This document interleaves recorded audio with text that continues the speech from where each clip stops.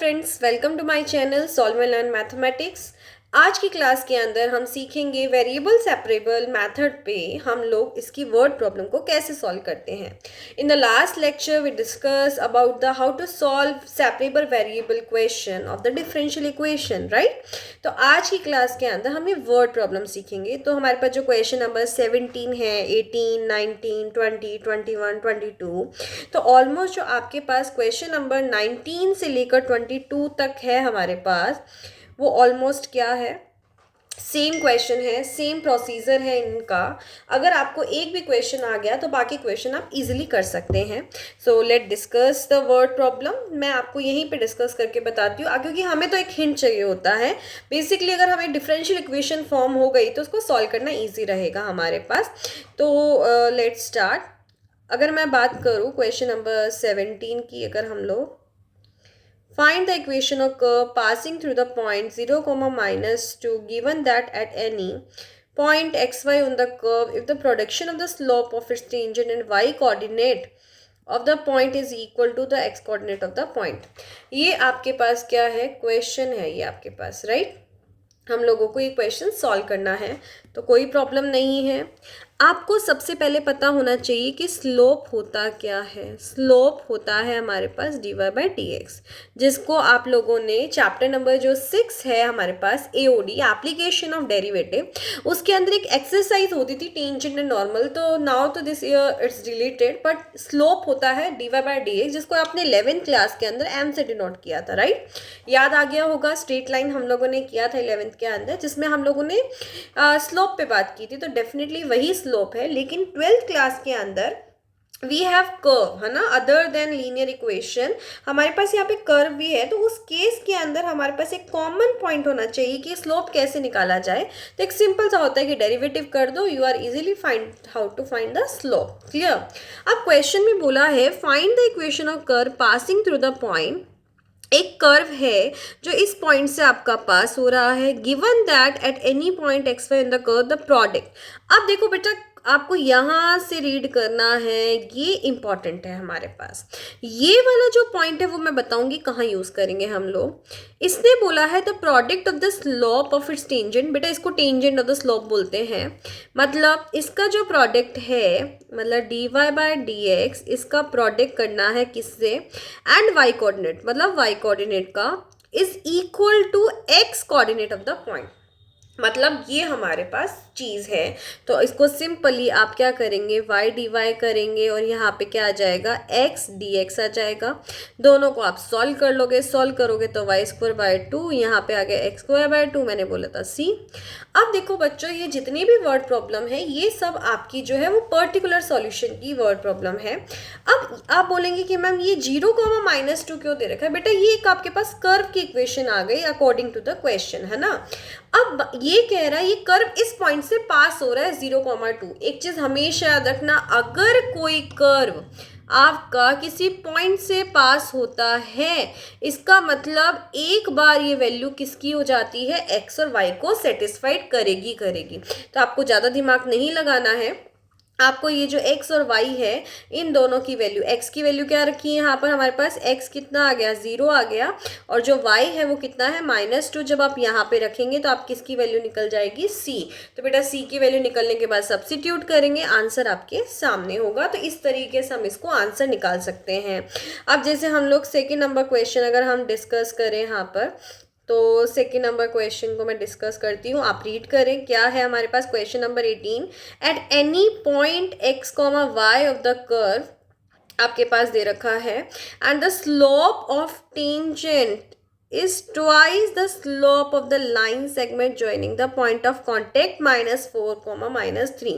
आपने ये भी पढ़ा होगा कि हमारे पास कोई पॉइंट है a, b, अगर वो दो पॉइंट से पास हो रही है, x1, y1, x2, y2, तो बेटा इसकी स्लोप कैसे निकालते हो आप, इसकी स्लोप यही तो निकालते हो, y2 - y1। याद आ गया, यस। 11th क्लास के अंदर, बिल्कुल। तो यहाँ पे एक पॉइंट ये है और एक पॉइंट ये है। अब आप बोलेंगे कि मैम ये पॉइंट क्या यूज़ करेगा, तो ये पॉइंट मैंने आपको क्या बताया था, जब हम सी की वैल्यू निकालेंगे तब हम ये यूज़ करेंगे, क्योंकि ये पास कर रहा है। हमेशा याद रखना, अगर कोई point passes through the point है ऑन द कर्व, तो डेफिनेटली वो एक बार एक्स और वाई की वैल्यू होती है। तो बच्चों इसका और पॉइंट का निकाले, तो ये तो एक्स कोमा वाई है इसकी जगह, और दूसरी जगह मेरे पास क्या है, -4 -3 है। अगर मैं इस पर ये फॉर्मूला लगाती हूँ तो मेरे पास लॉग क्या आती है, -3 + y, सॉरी -y, क्योंकि माइनस आता है, फिर आएगा -4 -x। तो इन शॉर्ट अगर मैं कॉमन लूँ तो मेरे पास m आ रहा है y + 3, और मेरे पास ये आ रहा है x + 4। आपको पता है m क्या होता है, dy/dx होता है। y को y की जगह और x को x की जगह रख देंगे, और हम इसका क्या कर देंगे, इंटीग्रेशन कर देंगे, तो आपको आपका आंसर मिल जाएगा। तो बेटा क्वेश्चन नंबर 17 और 18 जो है हमारे पास कुछ इस तरीके से होगा। तो इस तरीके से हम इसको सॉल्व कर सकते हैं। अब आपके पास क्वेश्चन नंबर 20 है, 21 है, 19 है, और जो क्वेश्चन नंबर 22 है, इसके लिए मुझे सिर्फ एक एग्जाम्पल एक्सप्लेन करना है। उस एग्जाम्पल के बेस पे डेफिनेटली आप लोगों को ये क्वेश्चन का सॉल्यूशन मिल जाएगा। तो मैं 19, 20, 21 है, तो इसमें मैं आपको क्वेश्चन नंबर जो 20 है वो एक्सप्लेन कर देती हूँ, ताकि आप लोग थोड़ा सा ईजी कर पाएंगे, क्योंकि सारे क्वेश्चन अगर मैंने कर दिया तो फिर आप क्या सॉल्व करोगे, राइट। यस, क्वेश्चन नंबर 20 जो हमारे पास है उसको रीड कर लेते हैं। अब आप लोग बोलेंगे कि मैम एक बात बताए, जो क्वेश्चन नंबर 20 की बात कर रहे हैं ये तो हम डायरेक्ट भी तो यूज़ कर सकते हैं, हमने कंपाउंड इंटरेस्ट, सिंपल इंटरेस्ट तो पढ़ा ही है, तो क्या हम उससे सॉल्व कर सकते हैं? बेटा बिल्कुल सॉल्व कर सकते हैं, अगर ये आपका MCQs पे आता है। अगर आपका ये MCQs में आता है तो definitely you can use it. वैसे तो फाइंड द वैल्यू बोला है, बट बेटा जब this is the part of differential equation, तो इसका मतलब हमें उसकी कॉर्डरली तो यूज़ करनी ही पड़ेगी इसको सॉल्व करने के लिए, ठीक है। तो without wasting our time let's start. In a bank principal increases continuously at the rate of R% per year.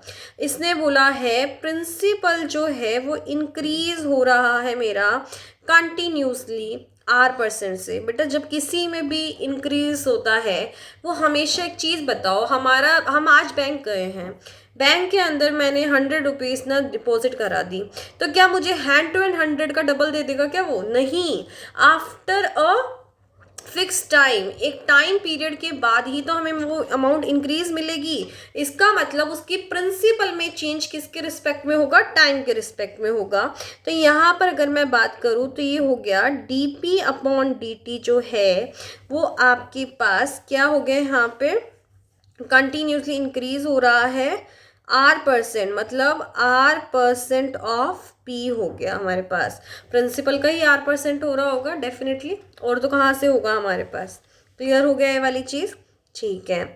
अब इसको सॉल्व करूँ अगर मैं, तो ये हो गया RP/100 हो गया, ठीक है।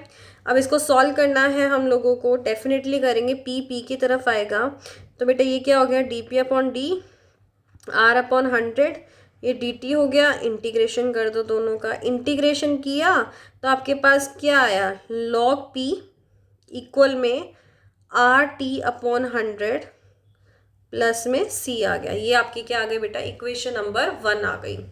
अब ये बोल रहा है, अब याद होगा आप फिजिक्स के अंदर भी पढ़ते हैं इनिशियल कंडीशन, और आप ये सब पढ़ते हैं, आपको इसमें सिर्फ निकालना है find the value of R, मतलब मुझे इसकी वैल्यू निकालनी है।